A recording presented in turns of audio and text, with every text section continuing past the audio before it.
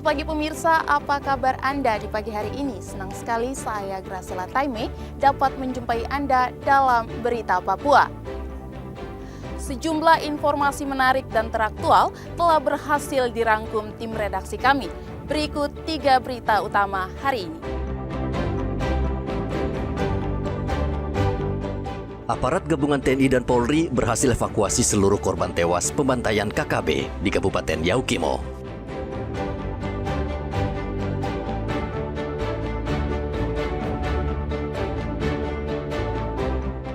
Polisi bongkar pabrik miras oplosan di Kabupaten Asmat, Papua Selatan.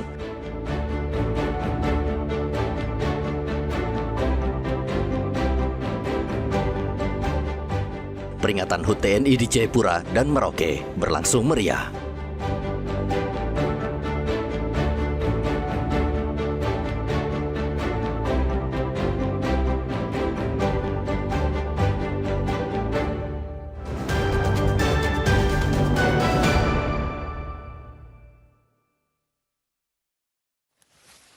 Korban pembantaian kelompok kriminal bersenjata di Kabupaten Yaukimo, Provinsi Papua Pegunungan, bertambah menjadi 7 orang.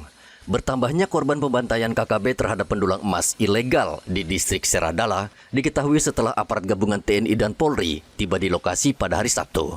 Pencarian korban tewas sempat terkendala penembakan KKB dan cuaca buruk.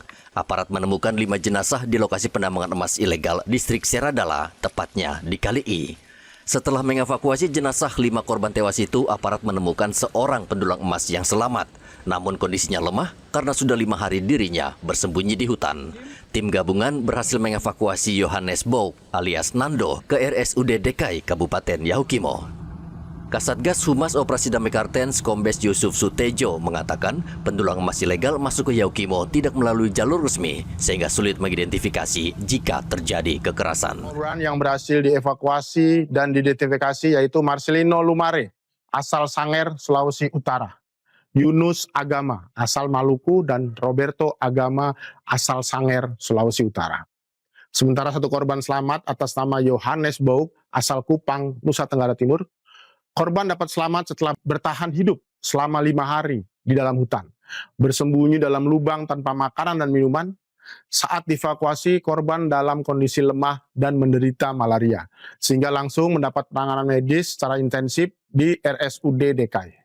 Selanjutnya hari Kamis 2 Oktober 2025 pada pukul 11.30 waktu Indonesia Timur, telah kembali dievakuasi 2 korban meninggal dunia, yaitu Andika Pratama asal Sanger, Sulawesi Utara, dan Fikram Amimam asal Sanger, Sulawesi Utara di sekitar Kali I.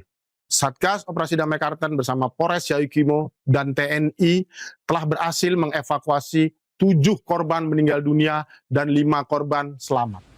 22 September lalu KKB membantai 7 orang di 2 lokasi pendulangan emas ilegal Kabupaten Yaukimo, Papua Pegunungan. April tahun 2025 lalu, 11 pendulang emas ilegal juga tewas dibantai KKB di lokasi yang sama.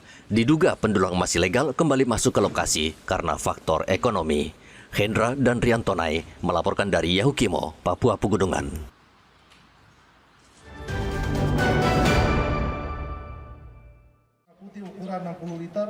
Kepolisian Resor Asmat, Papua Selatan pada hari Sabtu membongkar jaringan penjual sekaligus produsen minuman keras oplosan jenis Sopi. Polisi juga menangkap seorang pelaku yang diduga pemilik industri rumahan tersebut dan menyita sejumlah barang bukti di 2 lokasi. Barang bukti yang disita yaitu 32 liter minuman keras oplosan, peralatan masak dan penyulingan, serta bahan baku. Dari bisnis ilegal yang sudah 4 bulan beroperasi, pelaku bisa meraup untung hingga ratusan juta rupiah. Pelaku inisial LON melaksanakan proses produksi minuman alkohol jenis Sopi kaki anjing di rumah yang pelaku sewa di Jalan Frans Kaisepo, yaitu di Agas. Cara produksi ataupun memasak minuman alkohol jenis Sopi kaki anjing menggunakan bahan gula, permipan, dan air. Dan perbandingan gula 50 kg, permipan 750 gram, dan 300 liter air kemudian difermentasikan selama 7 hari. Lalu di hari ke-8 pelaku memasak dan menghasilkan 75 liter dalam 3 hari. Pelaku juga menjual minuman jenis alkohol jenis Sopi ataupun kaki anjing dengan harga 100.000 per liter. Dan dari penjualan minuman tersebut pelaku menghasilkan 7.500.000 selama memproduksi minuman alkohol tersebut selama berlangsung 4 bulan dengan proses dilakukan 3 sampai 4 kali produksi dalam sebulan. Tersangka saat ini masih menjalani pemeriksaan di Mapolres Asmat. Ia diancam dengan hukuman penjara 15 tahun karena menjual barang berbahaya. Peredaran minuman keras lokal marak di Kabupaten Asmat. Minuman keras dijual secara ilegal dan diproduksi di rumah-rumah. Arthur dan Rian Tonai melaporkan dari Asmat, Papua Selatan.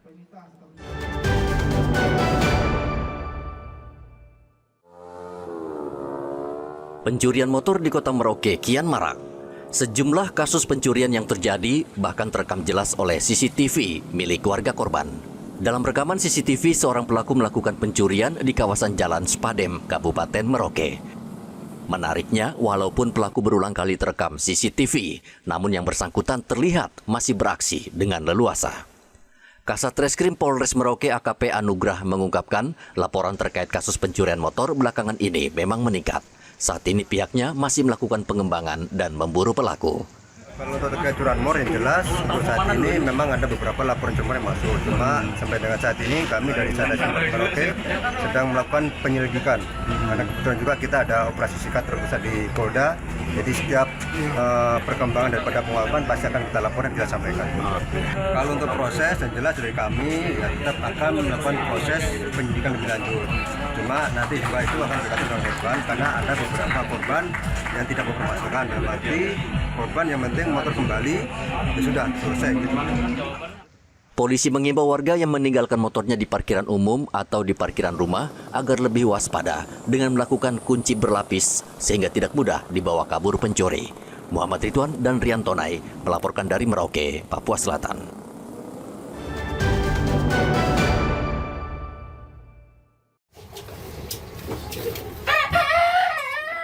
Petugas karantina Papua menggagalkan pengiriman 11 ekor ayam hidup ilegal dengan tujuan Jayapura karena belasan ekor ayam tersebut tidak dilengkapi dokumen karantina. Kasus ini terungkap berkat laporan PT Pelni yang menemukan ayam tanpa pemilik tersebut di kapal motor Sinabung saat proses bongkar muat di Pelabuhan Jayapura. Setelah dilakukan pemeriksaan, petugas karantina ternyata tidak menemukan sertifikat kesehatan hewan dari daerah asal. Pengiriman hewan tanpa sertifikat melanggar Undang-Undang Nomor 21 Tahun 2019 tentang karantina hewan, ikan, dan tumbuhan. Sangat mengapresiasi tugas-tugas fungsi yang dilaksanakan oleh Ketua Tim Karantina Hewan beserta timnya. Dan tentunya juga ini atas kerjasama dengan Kepala Satuan Kerja di Pelabuhan Jayapura. Pemasukan ini menjadi bahan kajian kami untuk dilakukan mitigasi risiko untuk kejadian selanjutnya, dan kucing tersebut sementara dalam proses penahanan sesuai dengan ketentuan Undang-Undang 21 tahun 2000. Saat ini seluruh ayam disita dan rencananya akan dimusnahkan dalam waktu dekat. Karantina Papua mengimbau masyarakat dan pelaku usaha agar melengkapi dokumen karantina sebelum melakukan pengiriman hewan untuk mencegah masuknya penyakit hewan ke Papua. Rian Tonai melaporkan dari Kota Jayapura, Papua.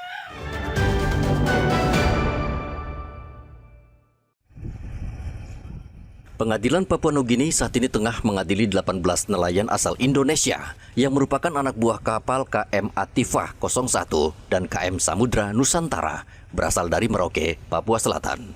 Belasan nelayan itu ditangkap pihak berwenang karena melanggar batas perairan kedua negara. Menurut Ketua HNSI Papua Selatan Taufik Latarisa, dari hasil pertemuan dengan Kementerian Luar Negeri di Jakarta, pemerintah akan berkoordinasi dengan pihak berwenang di Papua Nugini agar para nelayan tersebut tidak dijatuhi vonis yang berat. Proses hukum di PNJ nih Pak Taufik? Saat ini ada 2 kapal, yang pertama itu Akiva 01 dengan Bintang Samudra 92. Nah, ini yang sementara dalam proses hukum, dan proses hukum ini yang 2 kapal terakhir ini memang kita mengupayakan supaya vonisnya jangan sampai terjadi seperti 3 kapal sebelumnya seperti itu. Sebelumnya sudah ada 30 nelayan asal Merauke yang divonis bersalah dan dihukum penjara. Konsulat RI di Papua Nugini saat ini sedang melakukan banding sehingga seluruh nelayan yang melanggar itu hanya terkena sanksi deportasi. Nelayan di Merauke kerap kali tertangkap tentara Papua Nugini karena melanggar batas negara. HNSI Papua Selatan mengimbau nelayan tidak melewati batas saat mencari ikan karena jika ditangkap, pemerintah sulit berbuat banyak. Muhammad Ridwan dan Rian Tonai melaporkan dari Merauke, Papua Selatan.